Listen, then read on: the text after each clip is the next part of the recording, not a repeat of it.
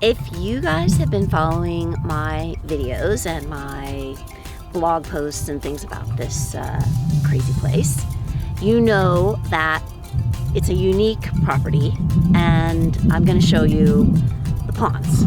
So yes, there were ponds in the middle of the town, in the middle of the desert, which is crazy. When I bought the property, it was advertised as having 2 wells, and one of them was collapsed because somebody had tried to remove it, and the other one, well, was dry as a bone.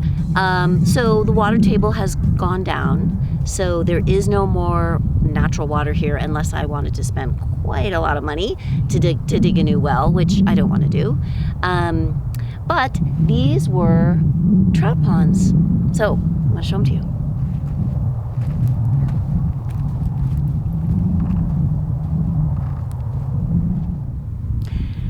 The property was owned by the Smith family, which was a pioneer family.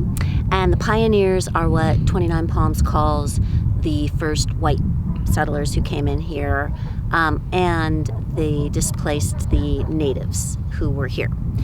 And the Smith family did lots of wonderful things, and the brother who homesteaded this property passed it down to his son eventually, whose name was Tookie Smith. And Tookie was a real character. He was explained to me as a gearhead, so he loved cars, and so that's one of the reasons why we have this mechanic stuff here, and I keep finding old car parts everywhere. But he also loved fishing, and so I think in the 80s he constructed these 2 twin trout ponds and stocked them with fish so he and his friends could go fishing in the middle of the desert, which is crazy. And people who I've talked to remember swimming here. It's like my own giant James Turrell. I can see the sky and nothing else. Rumor has it that towards the end, he also grew some pot here, which is really early for that. Imagine how much water was in here, and imagine how much dirt I'm gonna have to come up with to fill it. And there's 2, so we got a little issue. We'll solve it somehow. I'm sure permits were not pulled for this stuff because nobody pulled permits for anything like this.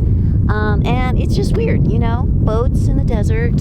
So we're gonna try to solve all these problems. But in the meantime, I've got these 2 giant divots.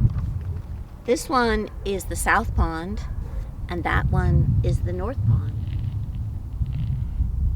This is going to be a hole, and I'm planning it.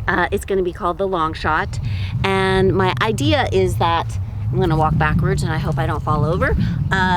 After all of this little mini putting here and little tiny whacks at things, people are going to want to just like hit it.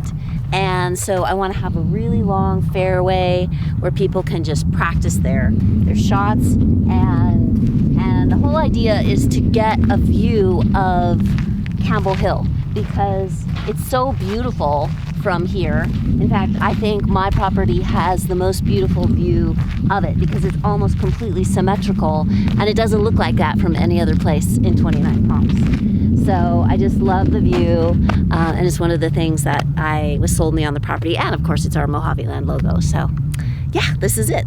Coming soon, the Long Shot. One of our artists, Arthur Siprut, has used the pond as the basis of his golf hole called the A-Train, and it's one of our favorite holes. You just hit it and it goes down, down, down.